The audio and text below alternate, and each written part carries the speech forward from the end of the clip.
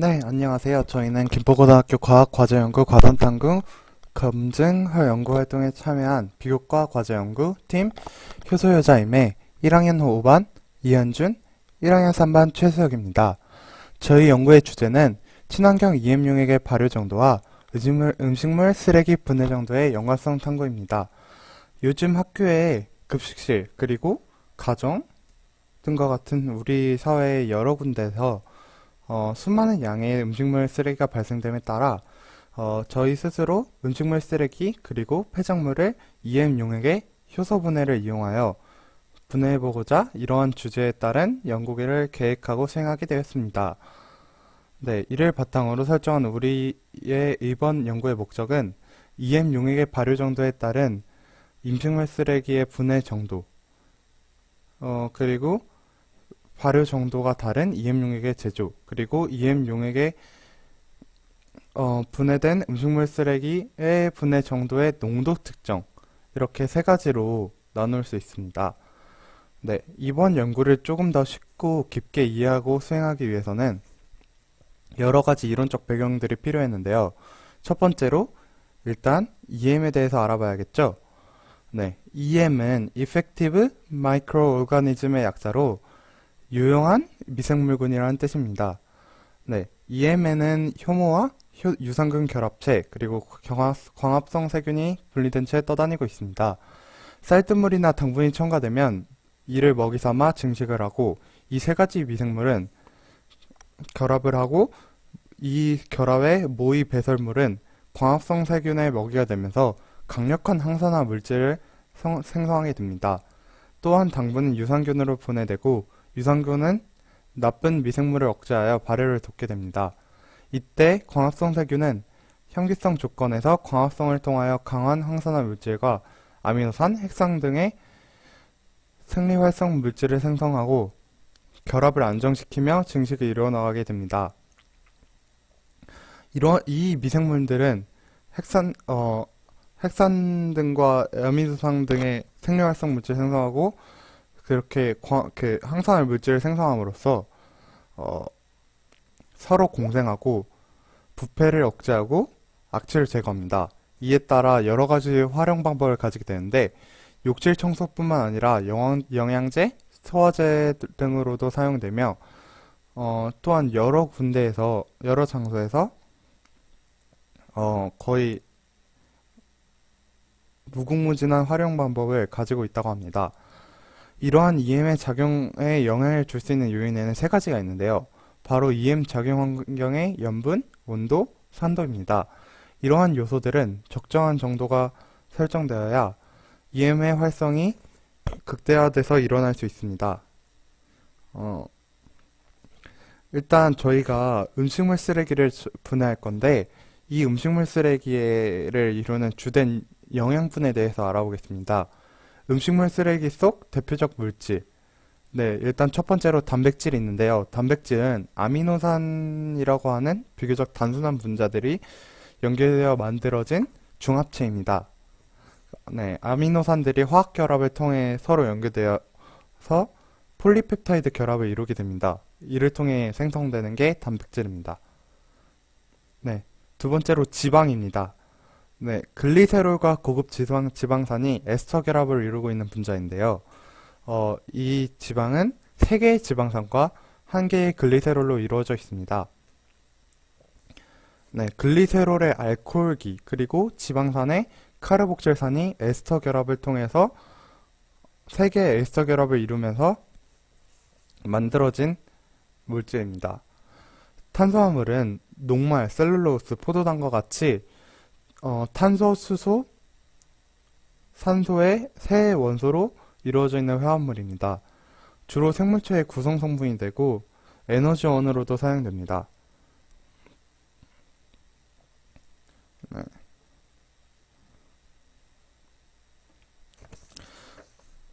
네, 다음과 같은 이론적인 배경을 통하여 설정한 본 연구에 입증할 가설은 바로 EM 용액의 발효 정도와 EM 용액을 사용한 음식물 쓰레기 분해의 속도가 비례할 것이다 라는 것입니다. 지금부터 본격적으로 저희가 수행한 실험에 대해서 소개하겠습니다. 일단 기구 및 재료를 알려드리자면 저희는 일단 1번 실험 EM용액 발효 실험에서 EM 원액 그리고 쌀뜨물 7.2리터 그리고 소금 10g 정도 설탕 80g 2리터 페트병 티스푼 스티로폼 박스 가로 세로 높이 20cm 정도 그리고 온도계를 재료로 사용하였고 이번 실험에서 부식토 그리고 부엽토 플라스틱 박스 식빵 그리고 치즈 다져진 닭가슴살 온도계 저울 칼 EM용액 매직 카메라 등을 사용하였습니다. 3번 분해한 음식물 쓰레기 분해 정도 확인 실험에서는 저울 그리고 12홈판 사실 12홈판은 제대로 사용하진 않았습니다. 그 다음에 위생장갑과 라텍스 장갑 그리고 이번 실험에서 분해한 음식 재료 등을 재료로 하였습니다.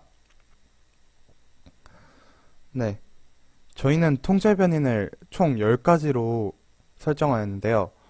일단 첫 번째로 분해 상자의 온도 20도에서 35도가 적절한 온도라고 판단되어 이 온도를 통제시키면서 분해를 진행하였습니다. 그리고 분해 상자 속 토양 이 토양의 종류와 산도를 같은 정도로 유지하였습니다. 네, 그 다음에 같은 성분의 음식물 쓰레기 말로 그러니까 쉽게 하자면 분해 상자에 넣는 음식물 쓰레기의 종류 그리고 이 음식물 쓰레기의 구성 요소들을 같도록 유지하였습니다. 그리고 분해에 걸리는 시간 이 분해에 걸린 시간을 일주일로 동등하게 설정함으로써 통제하였고 다섯째는 환기횟수와 관찰했습니다. 이 환기횟수, 관찰횟수를 설정함으로써 온도와 습도 그리고 밀폐 정도가 동일하게 유지되게 하였습니다. 그리고 여섯 번째로 음식물 쓰레기의 양을 설정하였으며 분해 상자에 기본적으로 넣는 음식물 쓰레기의 양을 동일하게 넣음으로써 이를 통제하였습니다. 일곱 번째로 투입하는 EM용액의 양을 설정하였습니다. 분해 상자에 각각 동일한 양의 EM용액을 투여함으로써 이를 통제하였습니다. 여덟 번째로 EM 발효에 사용하는 쌀뜨물의 양, 그러니까 EM용액을 만들 때 사용하는 쌀뜨물의 양을 동일하게 설정하였고 마찬가지로 EM 발효에 사용되는 EM 원액의 양을 40ml로 동일하게 담아서 발효시켰습니다. 조작 변이는 저희 주제와 알맞게 분해 상자에 투여하는 EM 용액의 발효 정도를 다르게 하였는데요.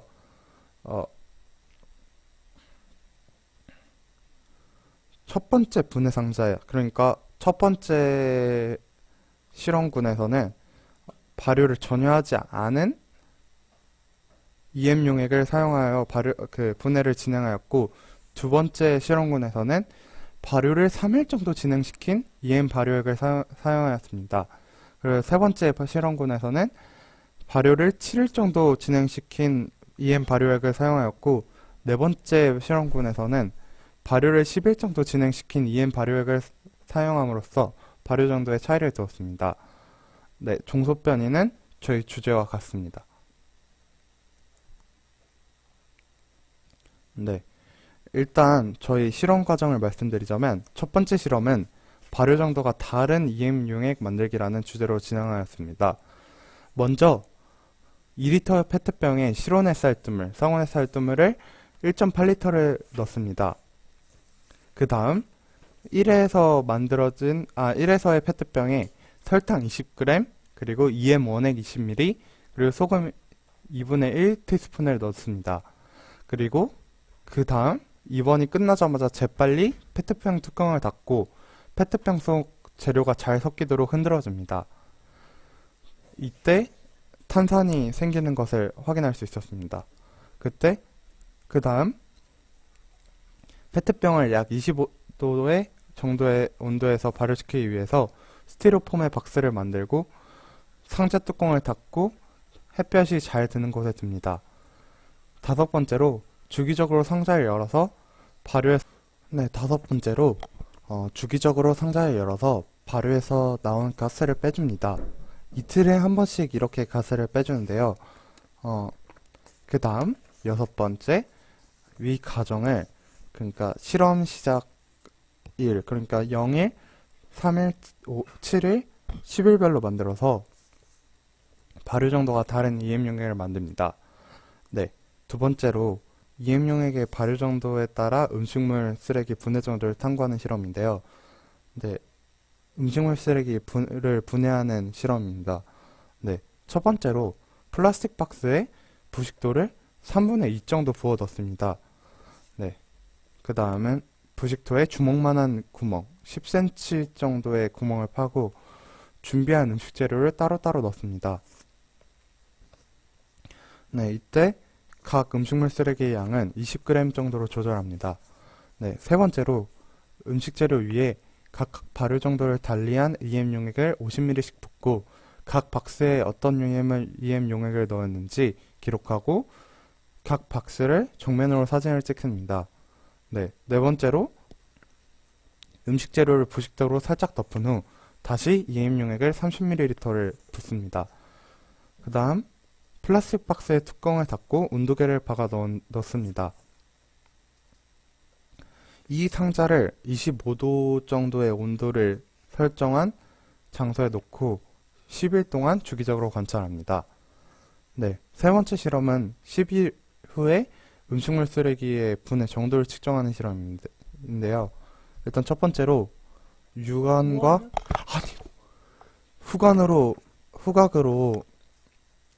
네, 분해 정도를 측정합니다. 네. 첫 번째, 0일 동안 발효시킨 EM 용액을 투입한 상자에서는 음식물의